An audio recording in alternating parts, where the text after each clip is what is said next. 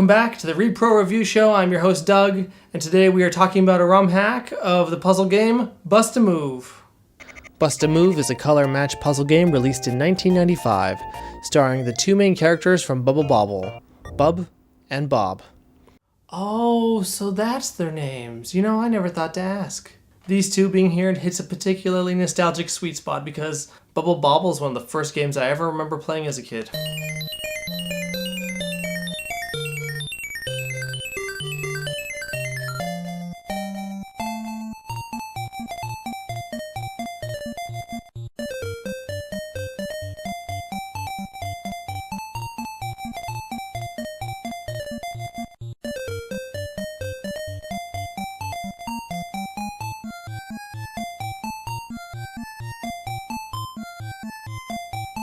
Did you know that these two are called Bubble Dragons?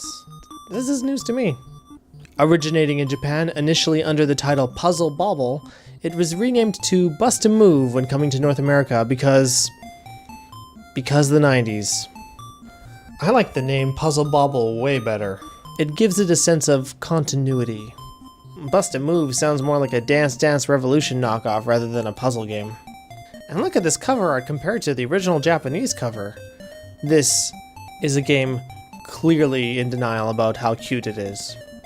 There have been several incarnations of the game which are inherently the same, but the version I'm looking at today is a ROM hack of the game called Bust a Move the Bust 'em Up Edition, which makes a number of changes to the original game that mostly serve to increase the difficulty. Visually, the game is fun and colorful, very reminiscent of Bubble Bobble. Not just because of the lead characters, but the bubbles you need to pop are filled with the enemies from Bubble Bobble. This could be a sequel. Think about it. Bub and Bob could actually be game hunters, and the prey that they captured in the first game, they use as sport for this game, right? Like I said, continuity. Or maybe I just have an overactive imagination. There's lots of fun details that make this game, like Bub and Bob cranking the wheels, celebrating a victory, or being emotionally destroyed by a loss. Get yourself together, Bob. You can beat this guy. Wait, or are you Bub? Yeah, whatever. Beyond that, the game is so simple, it doesn't really call for much. They embellished it really as much as they needed to. So the idea is simple. Shoot the bubbles out your launcher to match the colors and destroy all the bubbles on the board. You can bounce bubbles off the walls to make some trickier shots, and if the bubbles hit the bottom, you lose. That being said, don't be fooled by the simple concept and adorable appearance of this game, because it's tough. The changes made to this hack made it especially so.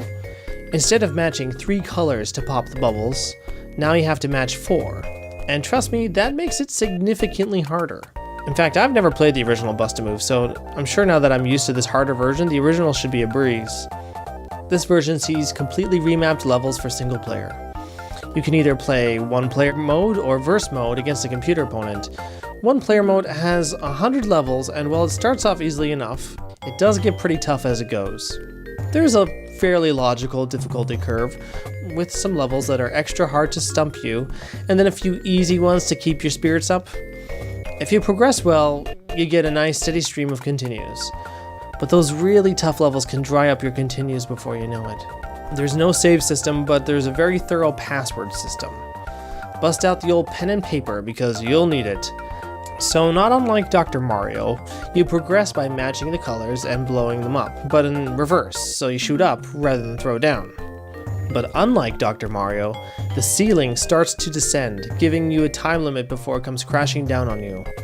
There will be some obstacles, like invisible bubbles that can't be popped, which is another unique challenge to the Bust 'em Up edition. These invisible bubbles are not your friend. They say mean things behind your back, so don't feel bad when you cuss them out.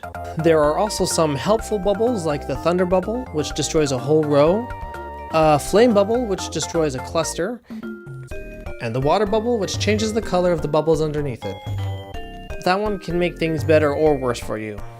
Two-player mode is essentially the same game in concept, but a different animal in experience.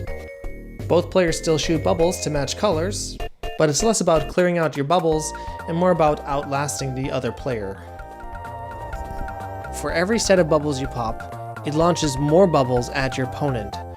So the better you do, the worse it is for the other player. It makes speed and accuracy important factors in turning the tide of a game. It gets pretty cutthroat pretty fast. Honestly, you better have a pretty secure relationship with your opponent. Think to yourself, can my friendship really withstand heavy competition? Like, have you played Mario Kart together? For a simple puzzle game, Bust-A-Move can actually get pretty involving. The simple gameplay and short rounds make for a pretty addictive experience. Frustrating at times, but addictive. There is a good difficulty curve in single-player mode, so I did make it pretty far without getting a game over. But there is a point where the levels are exceptionally difficult, and I can't imagine beating them without some luck on my side. And that's the reality of this game, is that skill is important and can change the tide of the game. But there is always an element of luck for sure. Some of the harder levels will require both to beat them. Because if you keep getting colors that don't help you, you can only stave off death for so long. And there's nothing worse than that feeling of losing against a game that seems to conspire with the fates to defeat you. So no, I have not made it through all 100 levels, okay? Truth is, you'll probably get more mileage out of the multiplayer mode.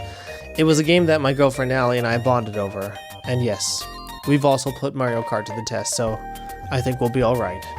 It's a great way to burn a little time with a friend, casually kicking each other's butts and burning your bridges. But seriously, this game gets really cutthroat. All of your progress and setup can be undone in an instant as the bubbles fly up and block your shots. And it happens very often, so if that sounds like a deal breaker, well, just heads up, okay? I actually haven't come across any glitches in this game, probably due to the simple nature of its design. And there's very little to nitpick because I feel like once you know the premise of the game, you get what you came for. The part I think is the most unfair are the invisible bubbles. You can't see them, obviously, but the fact that you can only get rid of them by popping the bubbles over them, it feels pretty cheap to me. It's basically trial and error. Another nitpick is the music. The songs are cute and fun and match the aesthetic of the game, but there are basically only 2 songs. One for one-player mode and one for multiplayer. And they're not really elaborate pieces. Just get ready to hear the same tune over and over again.